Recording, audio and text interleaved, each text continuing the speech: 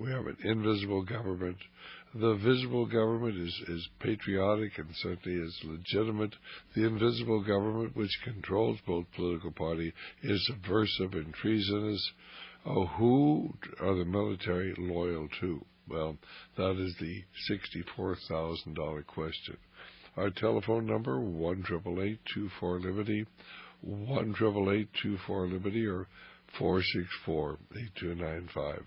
Before we get to Lucille, who's calling us from Flint, Michigan, Bob, I want you to get your telephone number out, your website, and tell people how they can get a copy of the International Forecaster, certainly one of the finest financial newsletters we have in America today. Well, the International Forecaster is about business, finance, economics, social and political issues all over the world. We publish on Wednesdays and Saturdays via email, and we also have a hard copy that goes out twice a month for those who are not on the Internet. And you can get a free introductory copy, a current copy of either the email or the hard copy version. And you can do that by going to our site, theinternationalforecaster.com. That's theinternational, FORECASTER.com. You can email us, and we answer everyone's questions. That address is Bob, B-O-B, at INTFORECASTER.com. Bob at intforecaster.com.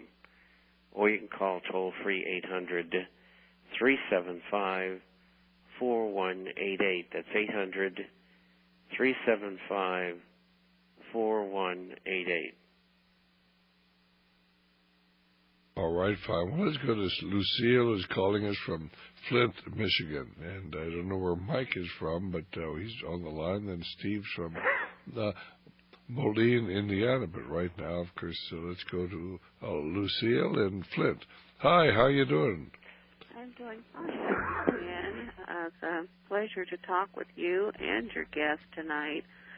I listen to you quite a bit, and I have become very informed about, some of the things that are going on in the world today, and it's saddening, really, to take in all of this. And the first thing, after listening to it all, my question is, what can the American people do to kind of turn this thing around, or can it be turned around at this point?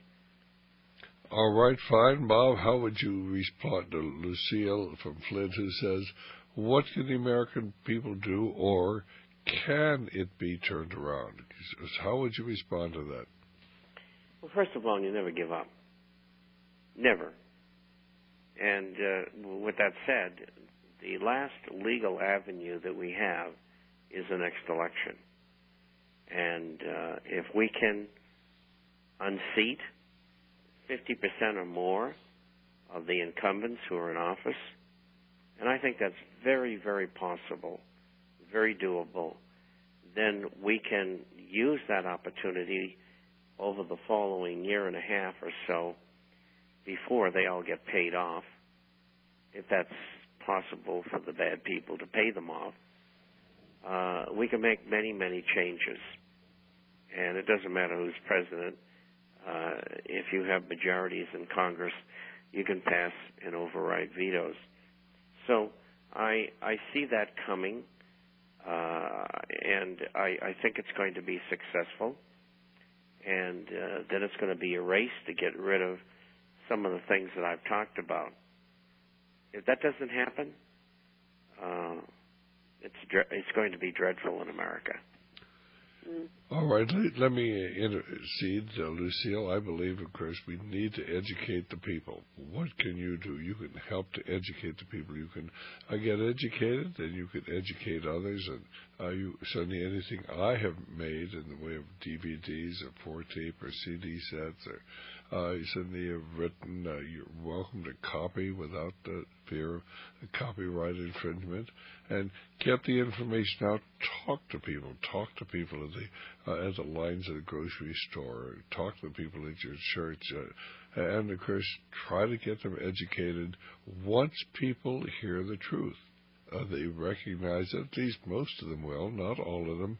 Some of them are totally blinded. They're spiritually blinded. But remember, behind everything going on today is a spiritual struggle. And if America doesn't turn back to God, why we are going to lose this country. For if my people who are called by my name will humble themselves and pray and seek my face and turn from their wicked ways, then I will hear them from heaven, will forgive their sin and heal their land, is 2 Chronicles 7:14. But it's true. If we need a great spiritual revival, what we need is a few men of God, ministers out there, suddenly giving sermons and challenging the heart and soul of our people. I just don't see any ministers out there who have the courage to do it. Certainly Pastor Chuck Baldwin and a handful of others are having an influence. We just need a lot more ministers who have more fear of God than they do of government. So it's a spiritual battle, it's a political battle, and we are called to be involved in both. Does that answer your question? Yes, it does. But like you, I don't see a lot of the religious section of our nation getting involved with the fact that God has been taken out of so many aspects of our existence, our schools, our public courts, and it's almost a vendetta against the Christians who believe that this country was founded on Christian beliefs, and that we're getting so far away from that I do believe that we're heading for a collision. Well, I think we are, but you have to understand there really is a conspiracy against God. That's what it's really all about. And have you read my book, Brotherhood of Darkness? I have not. Shame on you. Well, if you go up on the internet site of RadioLiberty.com, and you can watch it there, and it's the first thing on the sites of videos. And having the book is better because you have all the references, but you can hear the talk because the book came from the talk. You need to have that information. You need to understand Gnosticism. You need to be able to verbalize what's going on today, where truth is falsehood and falsehood is truth, and Barack Obama is a great American president. You need to be able to explain to people why these things are happening, and that's why my book is so important. Please at least watch the DVD. Will you do that? I will do that. God bless you. Wanting to get the book, yes. All right, Father. I'm going to let you go. We got a full board, but thanks so much for calling, Lucille. And let's go to bye-bye. Let's go to Mike calling from Brewster, Washington, and our telephone number is 1-888-24-LIBERTY. 1-888-24-LIBERTY. We have one line open. Go ahead, Mike. What are your questions for Bob? Well, first of all, hi, Dr. Stan, and hi, Bob Chapman.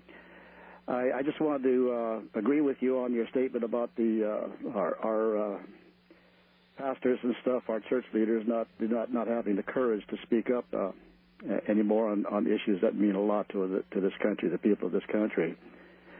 They being bound up by being in churches that are churches of the state, if you know what I'm talking about, the 501c3.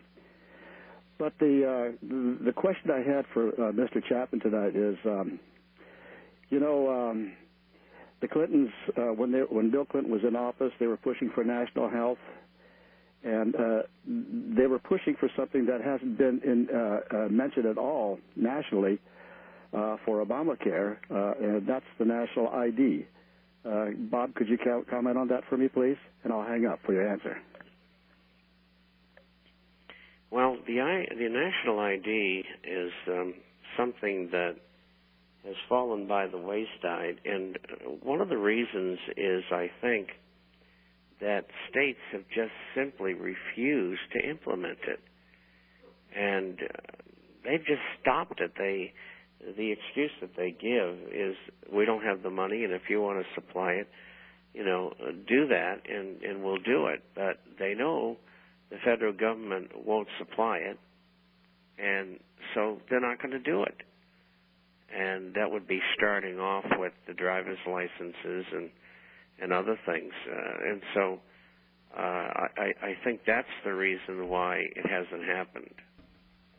But remember, Chris, when we have our census, why part of that is your house. Your house is now marked. Every house, not only in the United States, but in the whole world, they're all marked by GPS. Certainly localizers. They're putting localizers in our cars, localizers in our cell phones. That we're moving into a surveillance society. They're putting their video cameras up every place, on the roadways, on the street corners, and it's in cars and locker rooms. In fact, even your